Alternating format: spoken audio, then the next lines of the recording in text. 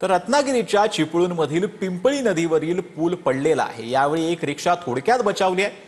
पूल नदीत कोसळण्याआधी या पुलाला भेगा पडलेल्या होत्या। त्यानंतर काही वेळातच हा पूल संपूर्णपणे कोसळलाय। दरम्यान यामुळे ऐन गणेशोत्सवामध्ये गावाकडे जाणाऱ्या मुंबईकरांचे हाल होणार आहेत। पूल पडल्याने 10 ते 15 गावच्या दळणवळणाचा प्रश्न गंभीर बनला। खडपोली मार्गावरील पूल आहे हा कोसळला आहे आणि यामुळे या ठिकाणची वाहतूक आहे बंद करण्याचा निर्णय प्रशासनाने घेतला आहे। आपण या दृश्यामध्ये पाहू शकतो। सुरक्षेच्या दृष्टिकोनातून प्रशासनाने हा निर्णय घेतलेला आहे।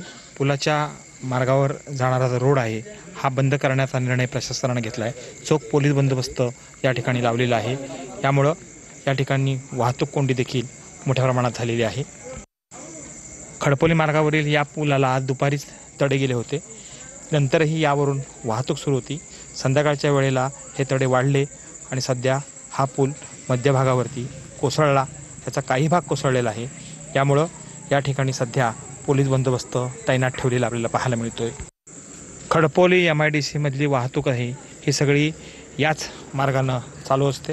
मात्र सध्या या ठिकाणी पूल कोसळल्यानंतर मोठ्या प्रमाणामध्ये ती गर्दी जमलेली पाहायला मिळते।